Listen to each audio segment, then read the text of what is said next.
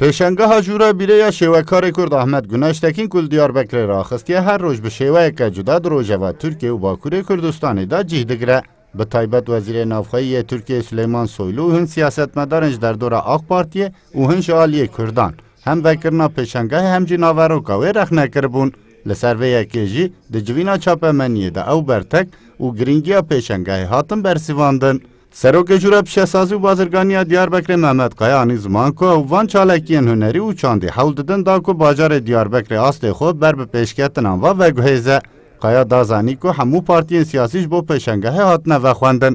لیهن جوان بشتر بونه هن جوان جی برتک نشان دابن جی قصد وان جوان حول دانا اوه که جواک برابوریا خورا رو قلب به da ku keşeğin hoşi bikara çare ser bike. Keçi burcu yıllardır kapalı bir burcumuz. Bunun açılışını gerçekleştirecektik. Takriben salu nive ku em amadakariye vekirna birca keçe dikin.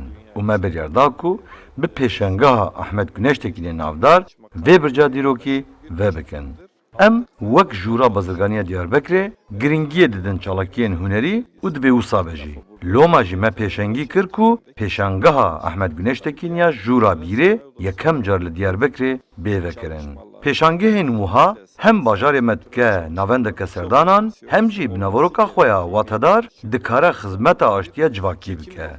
Di neveroka pêşangehê de êşên ku 100 sal hatin jiyandin hene ku wek jûra bîrê tê binavkirin.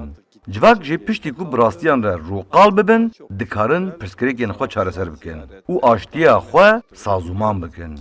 Loma jî ev pêşangeh giring e, welatî jî serdanên xwe didomînin û em dubare vedixwînin ku werin û hem pêşangehê û hem jî Diyarbekirê bibînin. Şimdi İçişleri Bakan görevi nedir biliyor musunuz zaten? Ahmet Güneştekin jani zaman ku wek hunermendekî xwe bi to aliyekî siyasî ve nagre û hemû helwestên xwe bi hunera xwe radigihîne. Güneştekin anî zaman ku rexneyên ku bi zanîna hunerê bên kirin jî wî kêf xweş dikin. Lê gelek rexne û êrişê ku ji zanîna hunerê dûrin û derheqê huner û kesayeta wî da tên kirin jî di cih da navîne. Güneştekin bersiva Wezîrê Navxeyî Tirkiye Süleyman Soylu jî da û ragihand ku êşa ew navên ku ew dibêje jî di naveroka pêşengehê de heye. Hunermend û nivîskarê Kurd Şener Özmen jî da zanî ku pêşengehên wiha normal e hin kesan û aliya nerhet bike. Lê ji xwe hunera hunermendên serbixwe li gel ku rastiyên civakî vedide pêk ve jî normal e ku nerhetiyan jî peyda bike. Özmen ragihand ku li Diyarbekirê ev pêşengeh bi her berhemekî xwe rastiyên vê ednîgariyê bi pêkhateyên wê re berhevtîne û beşên civakê ku vê rastiyê nedîtibin jî pê dihesîne. Özmen balê dikşîne ku vê pêşengehê hin kêşeyên gel û civaka Kurd jî careka din bi zelalî şênber bûne.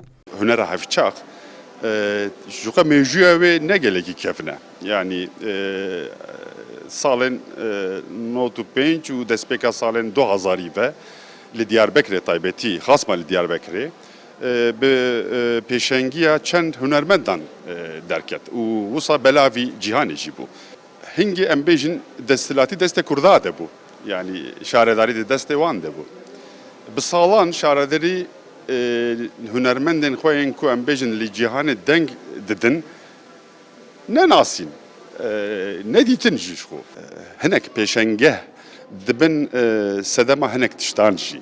Dibin sedema hinek pirsan jî ku em hem ji xwe bikin hem ji siyaseta xwe bikin gelo di çi halî dane. Bi min bû delîveyek ji bo Kurda ku em hem em bêjin pirsgirêkên xwe yên li ser hunerê ên li ser edebiyatê û hem jî pirsgirêkên xwe yên ku hîn nehatîne çareserkirin wek bêdewletbûnê li ser van mijara nîqaşekê bikin. Dayikên aştiyê jî serdana pêşengehê kirin û bi hunermend Ahmet Güneştekin ra li pêşengehê geriyan. Dayik bi çîrokên her beşeke pêşengehê re hêstewariya xwe dan der. Pêşengeha jûra bîrê dê heta 31 berfembarê li Diyarbekirê vekirî bimîne. Sıddık Eren, Kürdistan 24, Diyarbekir.